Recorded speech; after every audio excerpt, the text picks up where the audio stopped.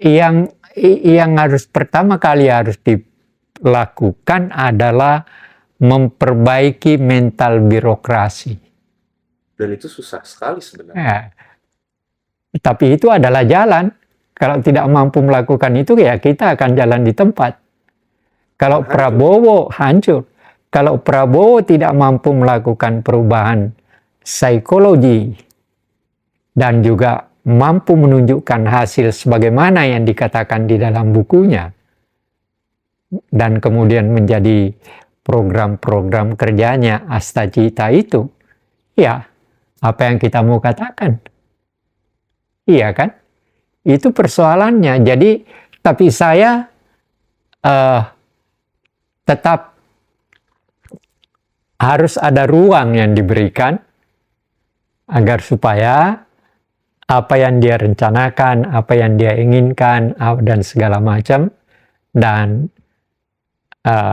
ada survei katanya yang menyatakan bahwa rakyat mayoritas mendukung Prabowo, dalam arti kata program kerjanya sangat merakyat gitu.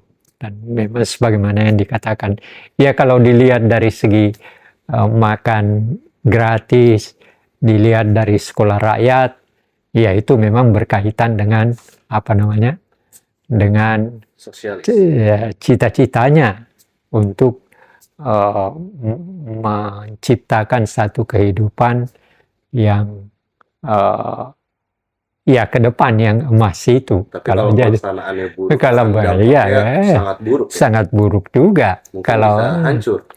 Ya bukan hancur, tapi paling tidak ada hambatan yang sangat berat untuk tetap mempertahankan keberadaan bersama kita. Yang menjadi soal itu, seperti yang terjadi pada zaman Orde Baru, itu jarak antara yang kaya dan yang miskin sangat jauh. Nah sekarang ada gejala di mana kelas menengah sekarang kan menurun. Iya kan?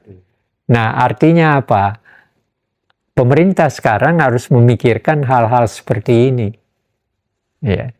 Ada program yang merakyat, tapi di balik itu ada juga persoalan lain yang justru menyebabkan kita menghadapi persoalan yang kritis. Nah, ini pertanyaan menarik.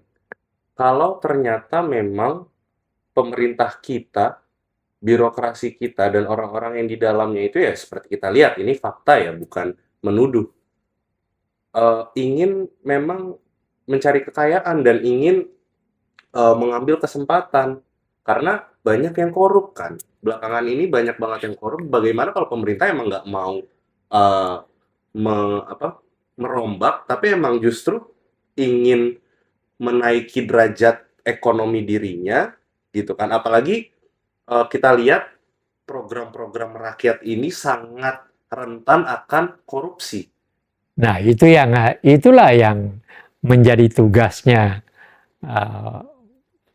presiden kita, karena dia setiap kali ngomong, saudara yang korup berhenti dong, kembalikan dong. Tapi kenyataannya masih banyak yang korup. Iya, ternyata tidak mudah dengan hanya meneriaki mereka.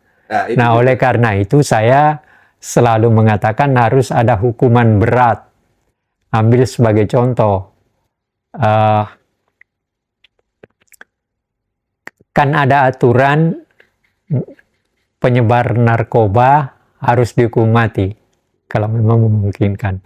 Nah, juga kalau memang dampak daripada apa yang terjadi di Sumatera, Aceh, Sumatera Barat, Sumatera Utara itu disebabkan oleh karena kesalahan para pengusaha, dan sudah ada 4 orang kan, maka dia harus dihukum berat. Dan birokrasi kalau birokrasi yang membuka jalan itu juga harus dihukum.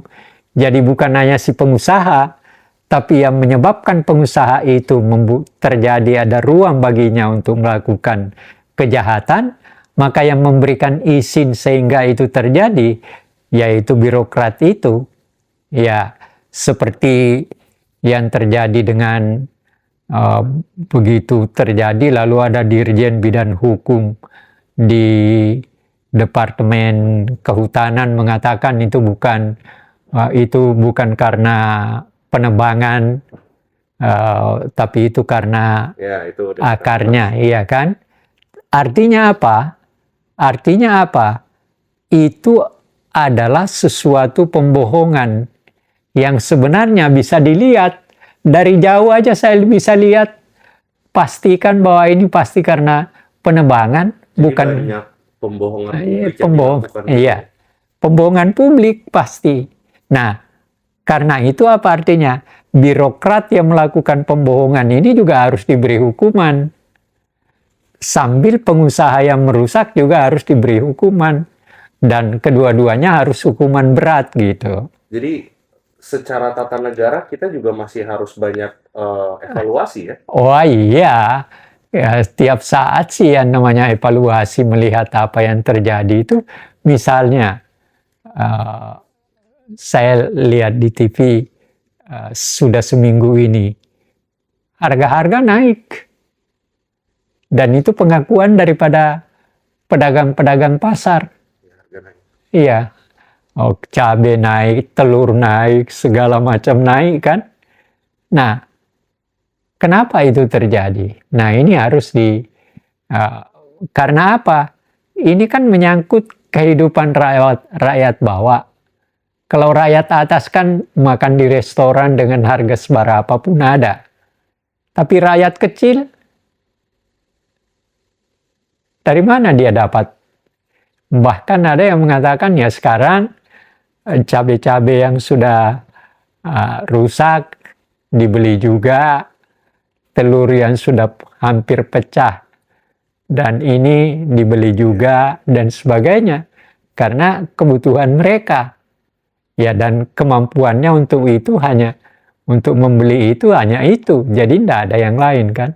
Nah, ini semua harus menjadi bagian daripada refleksi kita pada akhir tahun ini menuju ke hari depan yang lebih baik. Secara mental juga berarti ya? Iya, semua sebenarnya salah satu kerusakan kita juga itu adalah karena mental kita. Ya, mental kita. Ya, saya tidak enak juga ngomong berkali-kali. Sebenarnya kesulitan kita apa? Memang terletak pada mental itu. Karena apa? Kita dijajah oleh dua sistem.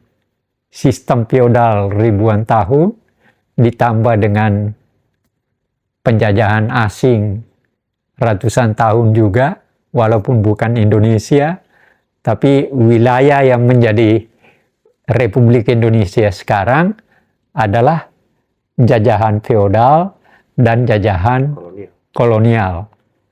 Dan baru kita menjadi Indonesia sekitar abad ke-20 dan kemudian menjadi bangsa baru yang merdeka pada tahun 45. Nah, ini juga harus dipahami gitu. Jadi kesulitan persoalan mental kita itu tidak mudah. Nah, kalau dilihat dari setahun ini dan ke belakang ini yang kita sudah bahas tadi, berbagai macam komplikasi dan problema yang terjadi di negara kita, akankah memang kita mencapai Indonesia emas itu atau bagaimana? Iya, kalau saya kan sudah katakan tadi ya dari awal, kalau korupsinya berjalan, birokrasinya jelek, ya kita akan menghadapi halangan menuju ke tahun 45 itu, yang emas itu.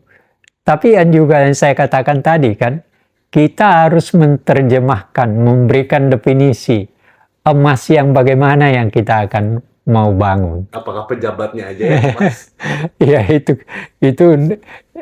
artinya saya mau meminta tolong ketika nanti tahun 26 ini ketika bicara tentang emas 45 tolong diberikan definisi sehingga ketika ada definisi itu orang akan berjalan berdasarkan definisi itu. Memiliki target ya? Iya, harus dong. Jadi misalnya ketika kita mencapai emas itu, maka orang miskin di Indonesia paling tinggi 1% atau 2%, karena tidak mungkin juga untuk segera menghilangkan. Kan itu salah satu contoh. Emas yang akan datang tahun 45, semua warga negara akan menikmati kehidupan demokratis. Nah, di sini kaitan bagaimana menerjemahkan demokrasi juga dan sebagainya. Jadi hal-hal seperti itu harus jelas. Kalau sekedar kita ngomong emas, ya kapan selesainya? Ada bahasa sekarang, hanya omon-omon, Iya. hanya ngomong aja.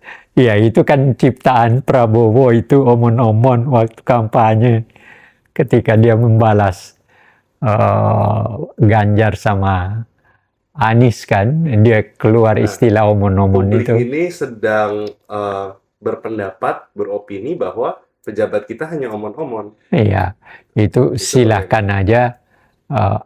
Itu adalah bagian daripada kritik demokratis kan. Dan yang membangun sih. Iya, jadi ya memang tidak mudah untuk itu.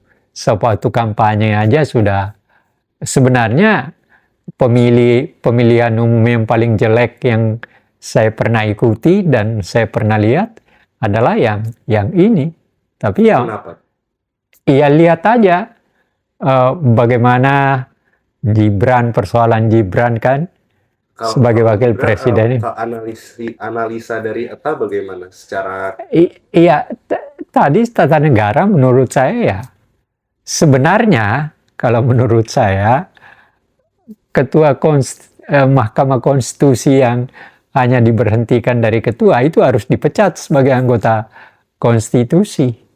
Mahkamah Konstitusi, kalau menurut saya. Sebab itu pelanggaran berat kok yang dilakukan. Karena ada faktor pada saat itu juga presidennya masih iparnya kan. Karena memang banyak publik yang menentang pun nggak berhasil juga. Nggak berhasil. Jadi ya banyak hal yang oleh karena itu ya dengan kesediaan kita untuk melakukan refleksi, memperbaiki diri, menuju ke hari depan, mulai tahun depan yang lebih baik, maka ya mudah-mudahan kita akan berhasil menentukan emas karat keberapa yang akan dibangun. Nah itu dulu. Gramnya juga berapa ya? Iya. Keratnya aja, apakah kerat 21, 22, 23, 24, terserah. Terakhir closing statement untuk para penonton, masyarakat, dan mungkin ada pejabat publik juga yang menonton. Iya, saya cuma meminta apa yang saya lakukan dengan omongan saya ini, itu sepenuhnya adalah benar-benar merupakan pikiran saya dalam rangka refleksi di akhir tahun ini menuju ke tahun depan dan selanjutnya sampai ke tahun 45. Karena apa?